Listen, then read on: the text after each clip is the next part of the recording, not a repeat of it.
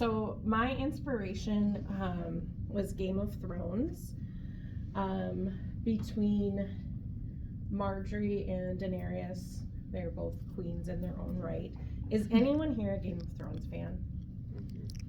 Christian is. That's it. What's wrong with the rest of you?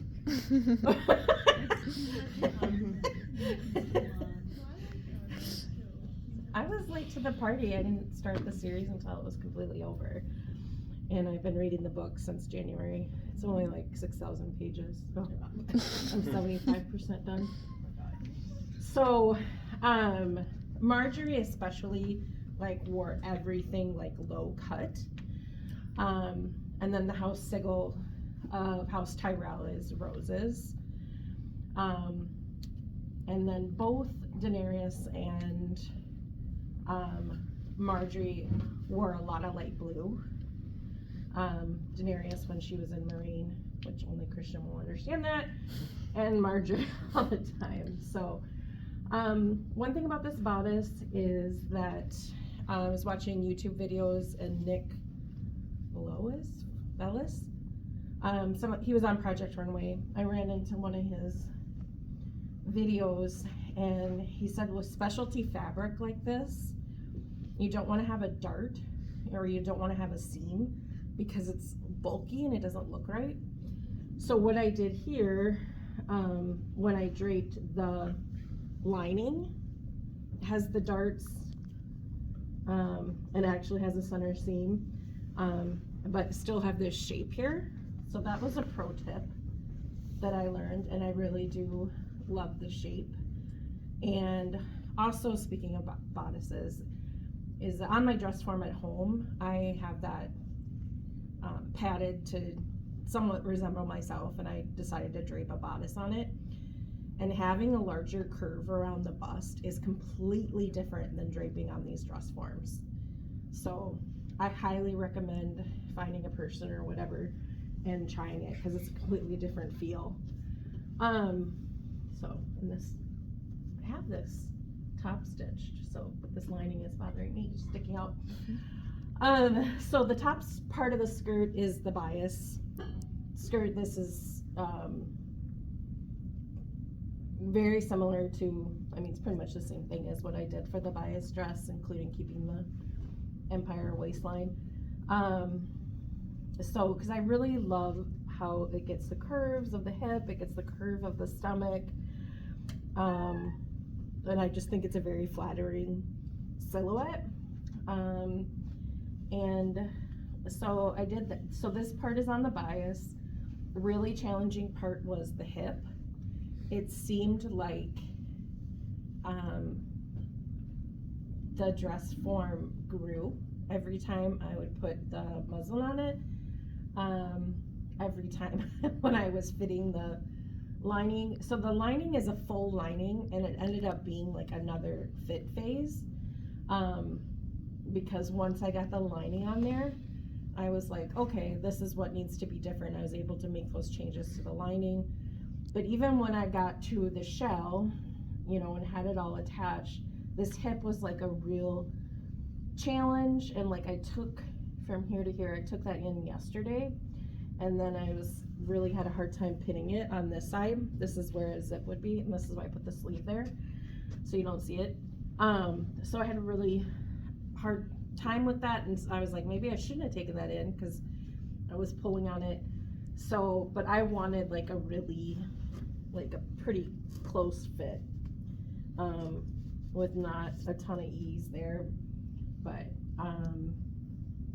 so, and I wanted it to go down to the knee and create this mermaid moment here. So I did fully line it, and I did fully line the bottom, the train of the skirt. In actuality, I probably would have just lined it to here. So this cowl, scarf, whatever it is not attached.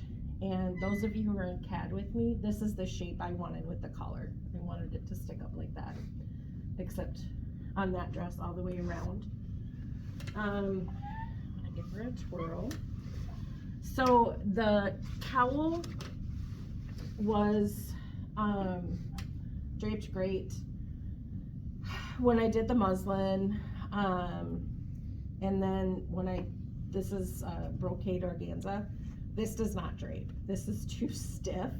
So I made this on Monday, and then I was like, oh, that looks terrible. But I wanted to include it, so I just had a make it work moment where I just pinched this in and tied it on there. So the sleeve I did not drape. I flat patterned that. I just took the sloper I have for myself and just made this balloon sleeve, but I thought it would just look really cute. And Denarius often wears like armbands or stuff like that. So, so I did this train overlay, which I absolutely love. And this is similar. Marjorie, when she married Joffrey, had some roses going from her dress. And one thing that I thought of today, as I was or yesterday, is that if I was gonna do a lining in the back, I might have made it out of this rosette fabric and put it on the face there, and maybe fashion the front a little different so it would peek out a little bit more, give it a slit, because that would have been cute. But I absolutely love this. Those of you that are in my CAD class, what I did for CAD is what was my original idea, and it was with a collar and a bodice that was fitted and a big flared skirt, and that's completely my silhouette. I love that silhouette. But then I thought, you know what, I want to do like a cosplay, I want to do a gown. So I'm proud of myself for trying something different, and I'm absolutely in love with it. And I can see this fabricated like so many different ways, you know, like cosplay, wedding, prom, pageant, because it could be made out of so many different fabrics and have so many different options. So I really love it. And I'm proud of my sewing. It's not perfect. Sewing isn't my forte. Not a strength, but, and it has some mistakes, but after I was done, I was like, this is the best thing that I've sewn, you know, as far as a woven goes, which it should be, since this is, I've been here 3.5 years, after all the classes that we've had. But I was saying the bridal final last semester, I had more time last semester, but that was like above my level of sewing, and this is just right there. You know, I had challenges, but it was the right amount of challenge for me. So, any questions? Yes. 2 questions. I see that you have a styling below that bias. Oh, this right here? How'd you drape it? Yes, this was challenging to drape. So I had my muslin. I put my muslin on the dress form, and then I took my fabric and pinned it in the center, and then just like pulled the drape. And when I draped the back, and I really wanted this curved style line here. I just think it makes the booty look really nice.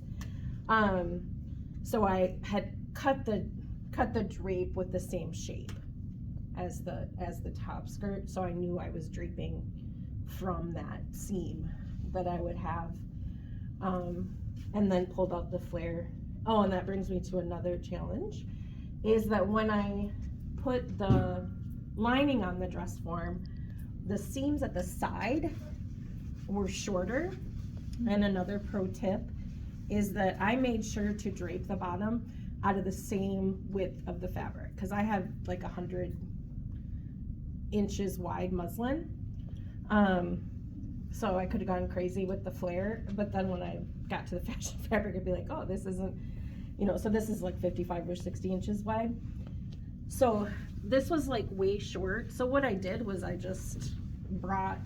took away some of the flare in the front and brought in that side seam, so it's, you know, stays the same length as center front.